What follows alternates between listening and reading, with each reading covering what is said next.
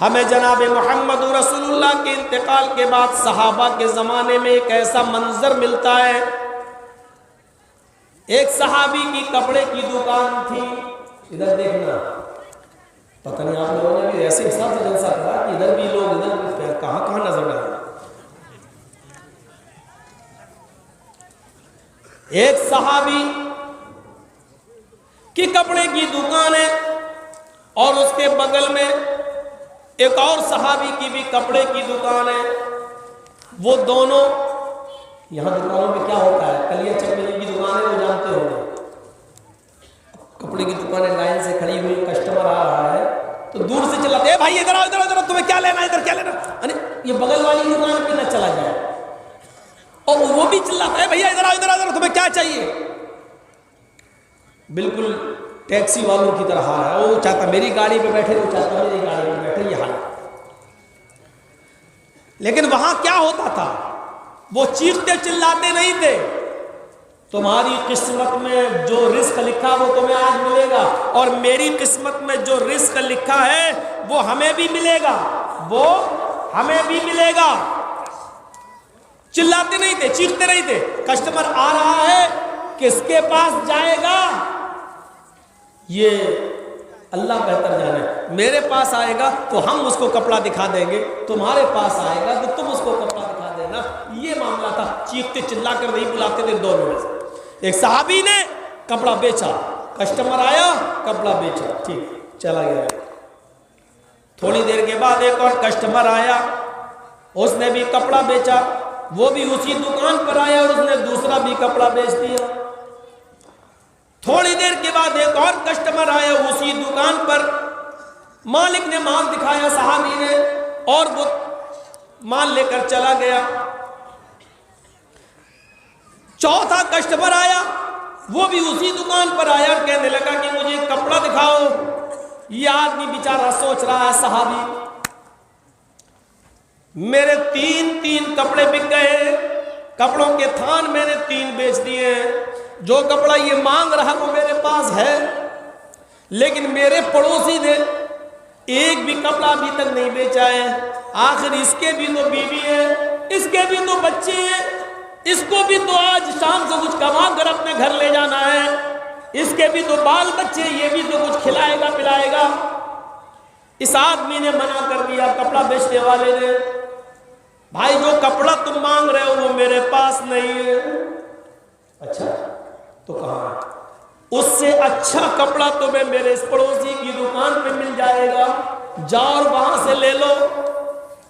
اس پڑوسی کو معلوم نہیں ہے کہ آدمی میرے لیے کپڑا آدمی کو بھیج رہا ہے. وہ آدمی اڑتا اس دکان پہ چلا جاتا ہے اور وہ کپڑا لے کر وہاں سے رخصت ہو جاتا ہے. اس دکاندار نے اس کو کپڑا دے دیا ہے. اس آدمی نے اللہ کا شکر ادا کیا کہ اللہ کم سے کم آج کے شام کے کھانے بھر کا انتظام اس کے پاس بھی ہو گیا ہے. کیا ہمدردی تھی, اسی کا نام ہے بھائی چارہ. انما المؤمنون اخوہ. ایمان کا تقاضا یہ ہے کہ وہ مسلمانوں کو ایسا ہی آپس میں بھائی بھائی بنانا چاہتا ہے.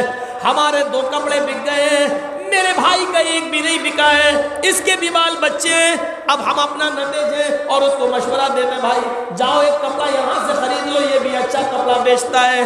لیکن یہاں تو صورتحال یہ ہے کہ ہم باقاعدہ کٹھ ملاؤں کے پاس جاتے ہیں اور یہ کہتے ہیں کہ اس کی دکان بند ہونی چاہیے, اور نام ہے محمد جرجیس, نام ہے محمد اکرم, محمد اسلم, محمد افضل. اور صورت یہ ہے کہ مولویوں سے کالا جادو کرایا جاتا ہے. یہ لوگ گاڑ انڈا پڑ گئے, گاڑ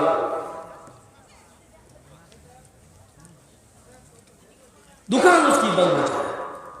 اور اس مولوی سے پوچھو کہ وہ دعا بتا دو کون سی ہے کہ کسی کی دکان بند ہو جائے اور کسی کی چلنے لگے. تو دوسروں کو بتائے لیکن ہمیں تو نہیں بتائے, کیونکہ 10 سال ہم بھی مدرسے میں پڑھے ہیں, ہمیں آج تک نہ قرآن میں نہ حدیث حدیث میں آج تک ایسی دعا نہیں ملی ہے کہ کسی اور کی دکان کو بند کرا دیا جائے یا کسی دوسرے کے گھر کو برباد کرا دیا جائے اور اپنی دکان کو اور اپنے گھر کو آباد رکھا جائے، آج تک نہیں ملی ہے، کیونکہ اللہ کے رسول آئے ہی نہیں تھے اس مقصد سے کہ تمہارا کاروبار بند ہو اور تمہارا چلے۔ آپ تو اس لیے آئے تھے کہ تمہارا بھی چلے اور تمہارا بھی چلے، تمہاری بھی دکان میں خیر و برکت ہو اور تمہاری دکان میں بھی خیر و برکت ہو، تمہارا گھر بھی آباد رہے اور اس کا گھر بھی آباد رہے۔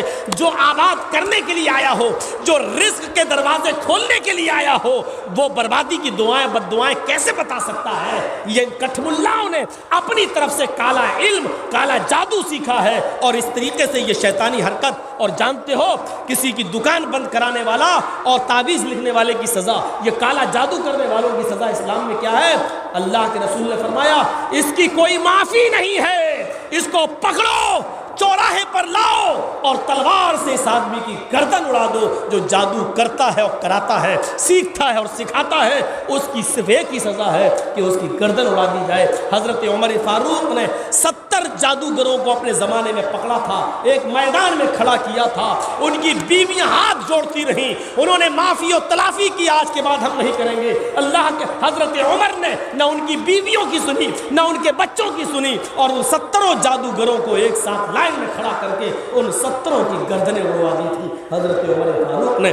ایسا مولوی تمہیں جہاں ملے جو دوسروں کی دکانیں بند کرواتا پھرے، سب سے پہلے اس کو جوتے سے پیٹو، پھر کم سے کم 500-600 جوتے کا ہار اس کی گردن میں ڈالو، کیونکہ قتل تو آپ کر نہیں سکتے، یہاں قتل کا قانون تو ہے نہیں۔ دکانیں بند کروائے گا تو کسی کی؟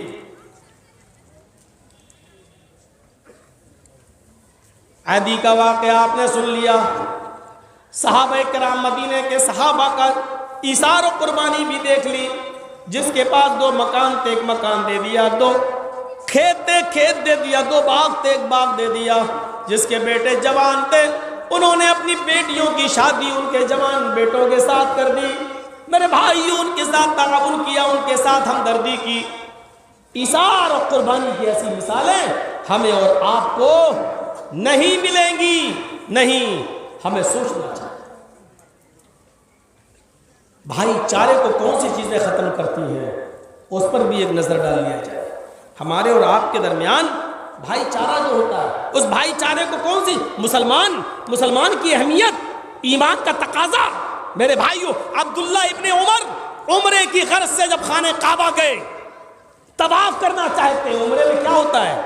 میقات سے احرام باندھو اور سیدھے خانہ کعبہ جاؤ، 7 چکر لگاؤ، طواف خانہ کعبہ کا طواف کرو، اس کے بعد 2 رکعت نفل نماز پڑھو، اس کے بعد وہیں سے صفا اور مروہ چلے جاؤ، صفا اور مروہ کی سعی کرو، 7 چکر لگاؤ، اور اس کے بعد میں باہر نکل کے حجام کے پاس جا کے اپنے بالوں کو صاف کراؤ۔ یا تو چاروں طرف سے آپ بالوں کو قصر کر دیں، چھوٹا کرا دیں چاروں طرف سے، یا پھر آپ پورے بال کٹوا دیں، پورے بال کو چھیلنا، اس طرح چلوا کر اپنے آپ کو بالکل گنجا اور ٹکلا بنا لینا، یہ افضل ہے، یہ بہتر ہے۔ لیکن اگر کوئی آدمی اپنے سارے بال نہ کٹوانا چاہے، سر نہ مڈوانا چاہے، تو وہ چاروں طرف سے بال چھوٹے بھی کرا سکتا ہے۔ شرط یہ ہے کہ چاروں طرف سے بال کٹنا چاہیے۔ چلو آج کل کی طرح نہیں، آج کل تو بال ہی پتہ نہیں چلتے کون سے حساب سے کٹ رہے ہیں، ادھر سے صاف، ادھر سے صاف، ادھر سے صاف، صرف یہیں رکھا ہوا ہے، ادھر ٹکلا۔ ہم نے بشٹم نگر میں کہا تھا، یہ بال جانتے ہو اس کو کیا بولتے ہیں ہمارے، اس کو بولتے ہیں سور کٹ بال۔ رکھ کیسے لیتے ہیں، ہمیں کاٹنے والے پر افسوس نہیں ہوتا کہ وہ کیسے کاٹ رہا ہے، اس کو تو پیسہ چاہیے، تم جیسا کٹواؤ۔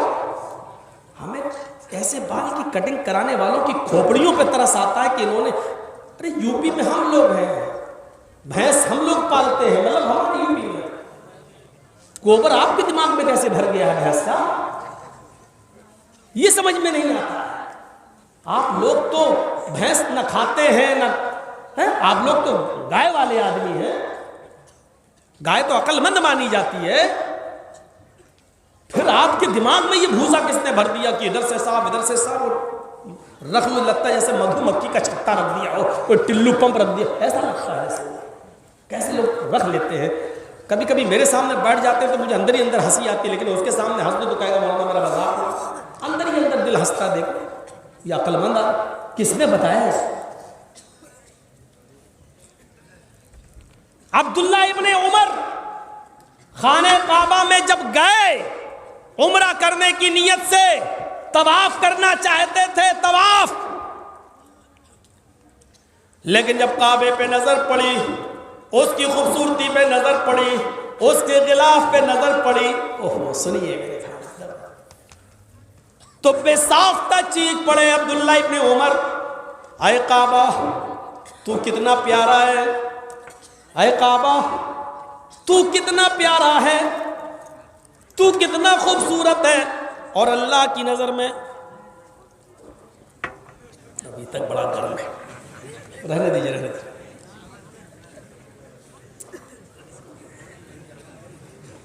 چھالے پر